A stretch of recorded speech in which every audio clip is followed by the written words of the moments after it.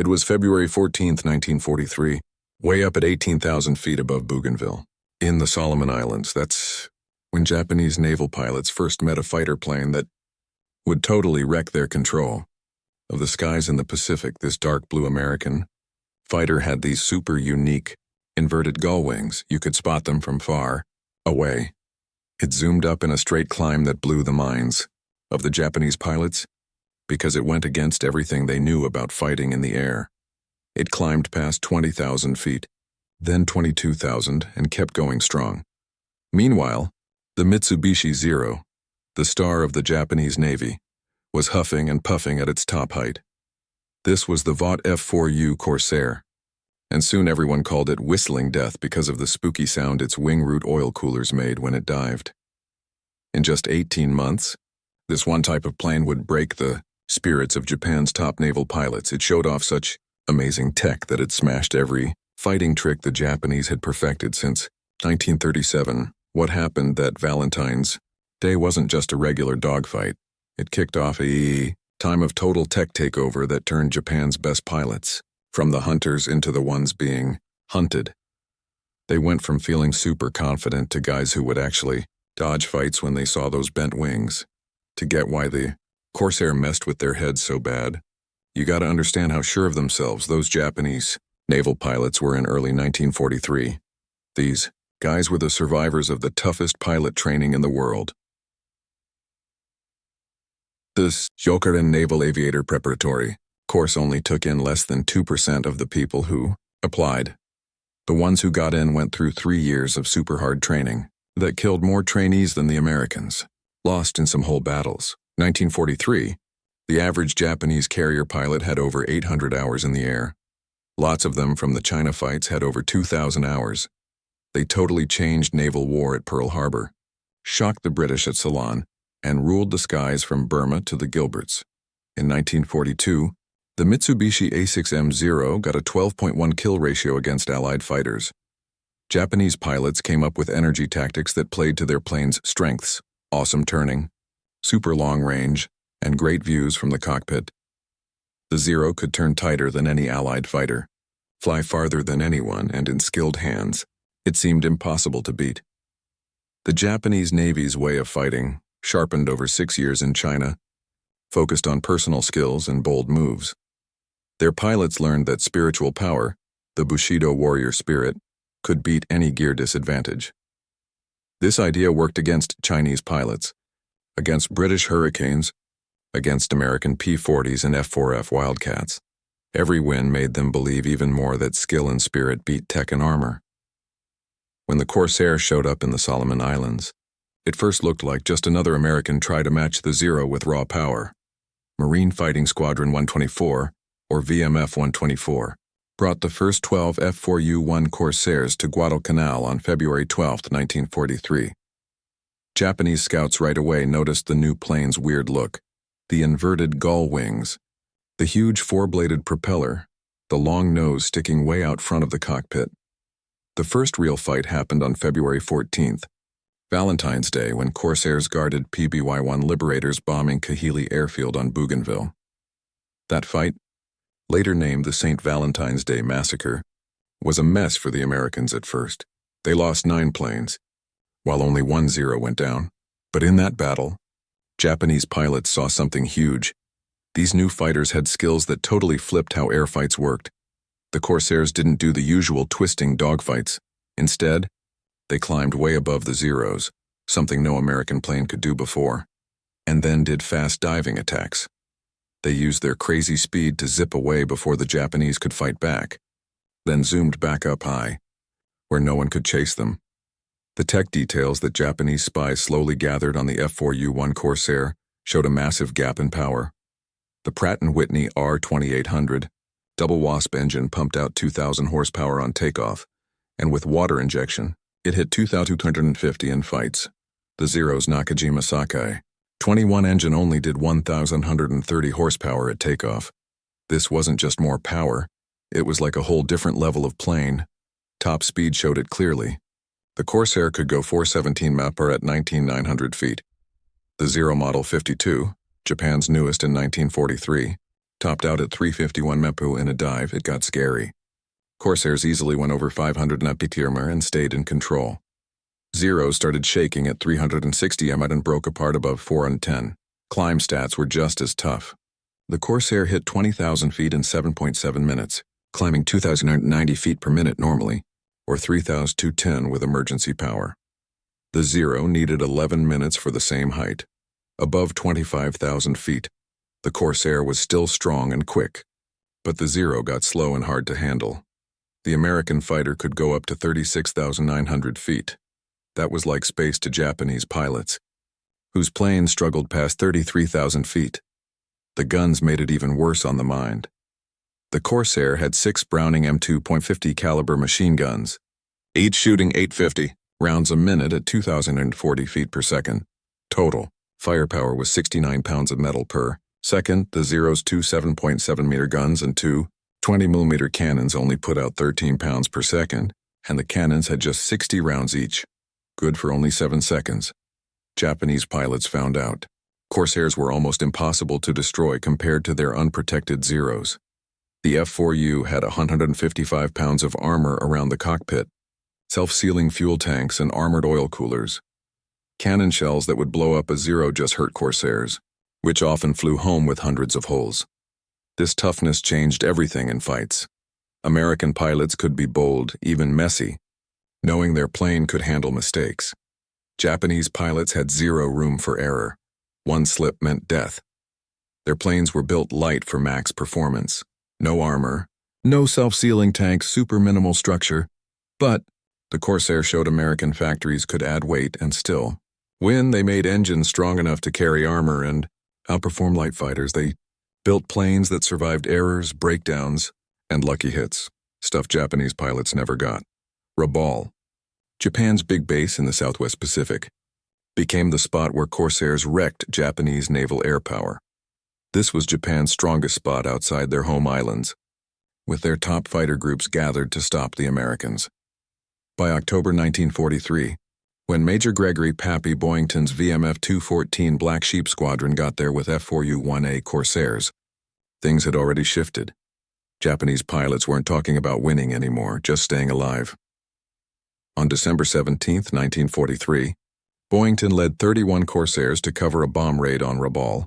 The Japanese sent up 40 Zeros, their best guys in their newest planes. The Corsairs climbed to 25,000 feet, where Zeros could barely move. When the Japanese tried to climb and fight, the Americans dove through them at almost 450 mm, fired quick shots, and zoomed back up. The Zeros couldn't chase, couldn't run, couldn't force a close fight. They lost 11 planes, while only 2 Corsairs got damaged. The fear from the Corsair went beyond just numbers. The plane's sound was like a weapon. The oil cooler spots in the wing roots made this unforgettable whistling scream in fast dives. Japanese pilots said they heard it in their dreams and jumped at any noise like it. The Corsair's look added to the scare. Those inverted gull wings looked like a predator. The huge propeller, 13 feet 4 inches across, the biggest on any fighter, gave it a tough, mean vibe. The dark blue color made it hard to see against the ocean when diving from up high. American pilots made it worse on purpose. They'd do scary dives without shooting, just to make the whistle over Japanese bases. Boyington's Black Sheep painted shark mouths on their Corsairs to look even scarier. By mid-1943, Japan had a bad problem. The Corsair and other new American fighters were killing skilled pilots faster than Japan could train new ones. Before the war, Japanese naval pilots got 500 to 700 hours of training before fights. By 1943, shortages of fuel and planes cut it to 150 hours. By 1945, new guys showed up with only 40 to 60 hours, barely able to fly, let alone battle Corsairs. The mind blow to veteran pilots was huge. They got stuck with newbies who had no shot against Corsairs and had to watch them die while trying to help. The old system of mentors fell apart from all the deaths. Vets who fought Corsairs in 1943 knew exactly what would happen when American carriers brought tons of these new fighters. At the Battle of the Philippine Sea in June 1944, F-6F Hellcats, with engines like the Corsair and similar power, proved it in what Americans called the Great Marianas Turkey Shoot. About 400 to 450 Japanese planes got destroyed, versus 130 American ones. Many Japanese pilots never even saw who shot them down, taken out by fighters they couldn't climb to or dive away from. Stories from pilots who faced Corsairs show how deep the change was from feeling great to total fear. VMF 124's first lieutenant Kenneth Walsh became the first Corsair ace on May 13, 1943. He described usual fights where Japanese seemed helpless against the Corsair's edges. Walsh got 21 wins in Corsairs over 6 months, and later said the Corsair made air fights unfair because of its huge leads in speed, climb, dive, armor, and guns. He said battling Zeros turned into a routine. Climb above, dive through at speeds they couldn't match, shoot a burst, zoom up safe, do it again. Lieutenant Robert Hansen's amazing record, 20 Japanese planes down in just 17 days from January 14th to 30th, 1944, showed the Corsair's rule. Flying with VMF 215, Hansen used the Corsair's strength so well that Japanese groups would scatter when they saw Corsairs coming. As 1943 turned to 1944, better Corsair versions made the gap even bigger. The F4U had a bubble canopy for better sight, water injection for more power in fights, and more armor. The F4U could carry 4,000 pounds of bombs, more than lots of Japanese bombers, and still beat any Japanese fighter. Japanese tries to fight back showed how desperate they were with tech. The Zero Model 52 added armor and self-sealing tanks, but got so heavy it lost its turning edge without getting tougher. The new Kawanishi N1K George fighter looked good, but had engines that broke and fancy hydraulics that always failed. Bringing in F4U night fighter versions in 1944 added new fear. With APS-4 radar on board, these 36 special Corsairs hunted Japanese planes at night, the one time Japan thought they were safe. Getting chased in the dark by an unseen hunter broke the last bits of Japanese pilot confidence. The biggest mine defeat came with starting kamikaze attacks in late 1944. Changing from warriors wanting wins to pilots just wanting a meaningful death showed they fully admitted tech loss. Vice Admiral Takejiro Onishi, who started the kamikaze stuff, quietly said the real reason. Normal fights against Corsairs and Hellcats were impossible. By late 1944, the kill ratio was 15.1 for American fighters. Instead of dying pointlessly in hopeless battles, Japanese pilots tried to die hitting ships. American pilots in Corsairs racked up wins at rates that seemed crazy in 1942. Major Gregory Pappy Boyington got 22 of his 26 wins in Corsairs in just 84 days. These high scores came not just from better skills but from huge tech edges. The Japanese knew it. Their top pilots saw that American aces were made by their planes, not only talent. The machine mattered more than the man, flipping Japanese fighting ideas upside down. The Corsair was like American factory power in plane form. Vought made 12,571 Corsairs during the war, more than all Japanese fighters from 1942 to 1945. Each Corsair had 13,000 pounds of aluminum, 1,000 pounds of steel, 18 miles of wire, and 2,000 parts for controls. The Pratt & Whitney R2800 engine alone showed American top tech. 2,800 cubic inches, 18 cylinders in 2 rows, supercharging, and perfect building that Japan couldn't copy even if they grabbed one. While Japan was scraping for people, sending teens with little training to face Corsairs, America made pilots like a factory. The U.S. Navy trained 60,000 pilots in the war, each with 600 hours of flying, including 200 in fancy fighters. American pilots got to the Pacific after shooting more bullets in practice than most Japanese did in real fights. They watched gun camera videos, studied battle reports, and kept improving tactics. Japanese training fell apart into nothing. New pilots came with under 100 hours total. They never shot their guns in training, never practiced high up, never did fast dives. The Corsair becoming a fighter bomber in 1944 added more fear. Carrying bombs, rockets, and napalm, Corsairs could wreck bases, ships, and stuff without worry. This do-it-all ability meant Corsairs could pop up anywhere, anytime, in any job, making plans super uncertain along with the fight terror.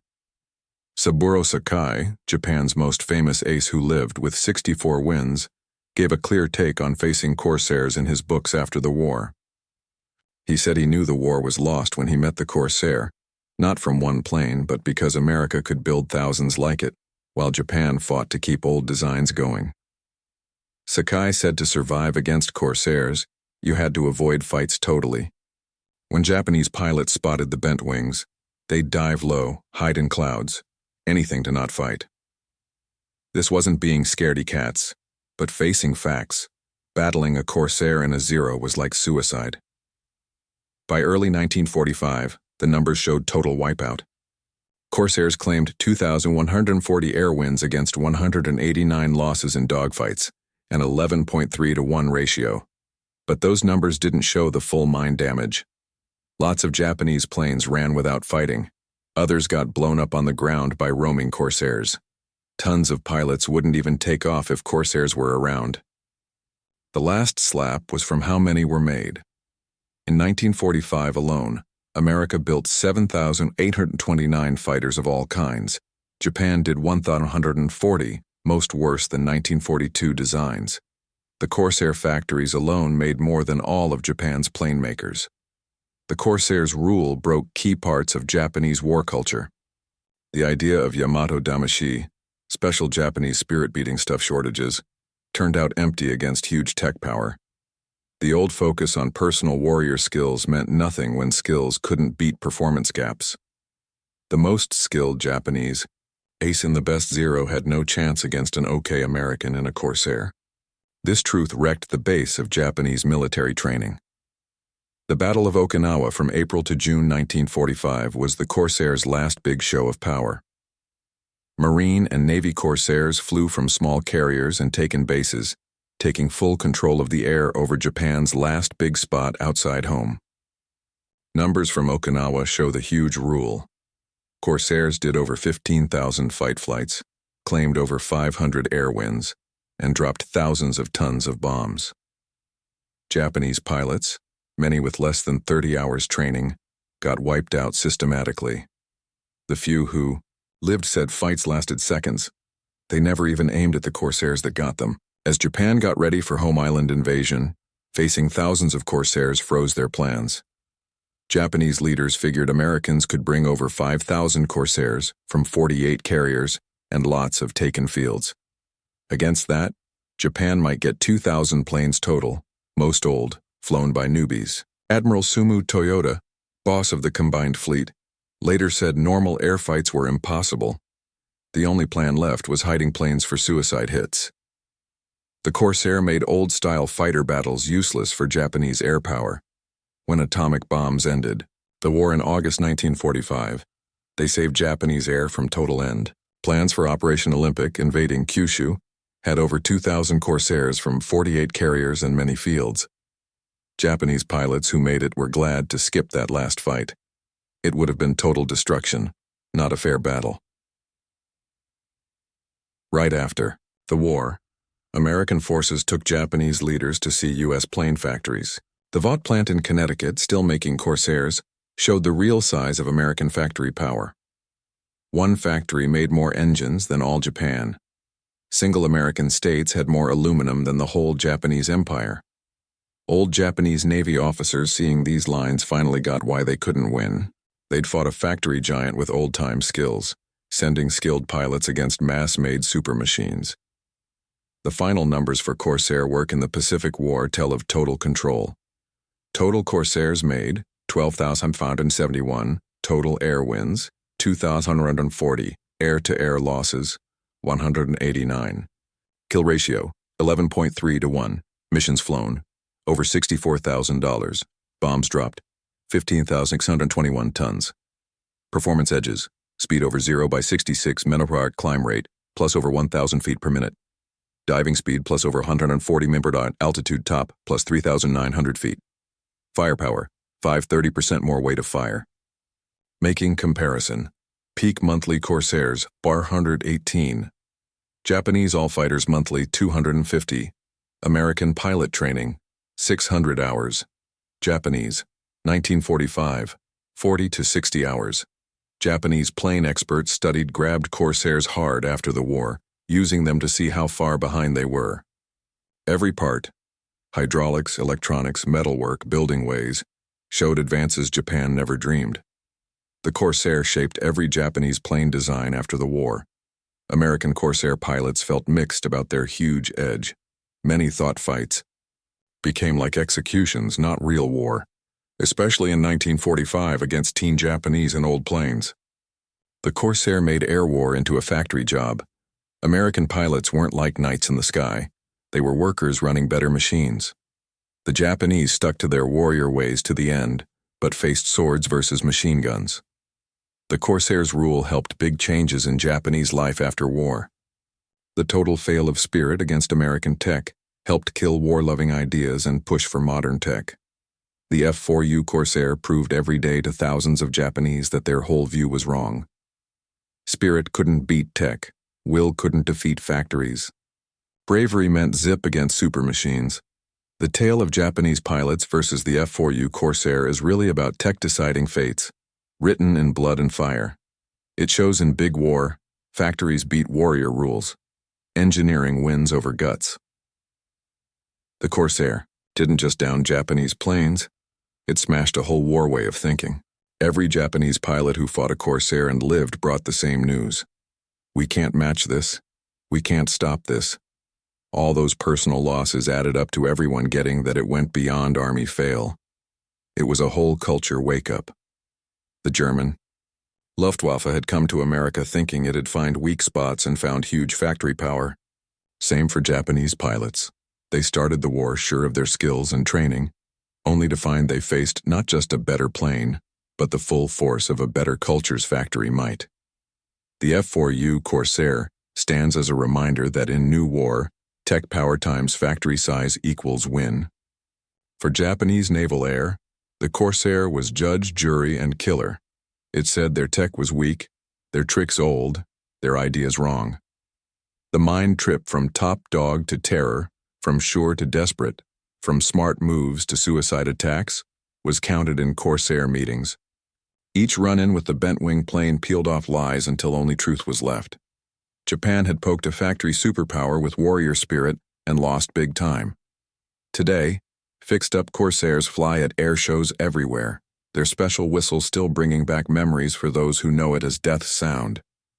But for folks who fought them, the Corsair is more. A teacher of hard facts, breaker of dreams, and proof that in new war, the side with best factories beats the side with bravest fighters. The Japanese pilots were scared of the F4U Corsair, not because they were wimps, but because they were smart guys who saw they faced not just a better plane, but a huge culture edge. Their fear was smart, the awful smart that comes from knowing all you believed was wrong, and your death would just show your foe's power. In the end, the Corsair did what no talk could. It made Japanese pilots afraid to fly. And in that fear was the start of Japan, changing from war empire to peaceful money, power. A change bought with the blood of pilots who learned too late that in new war, bravery alone means nothing when your enemy rules the sky.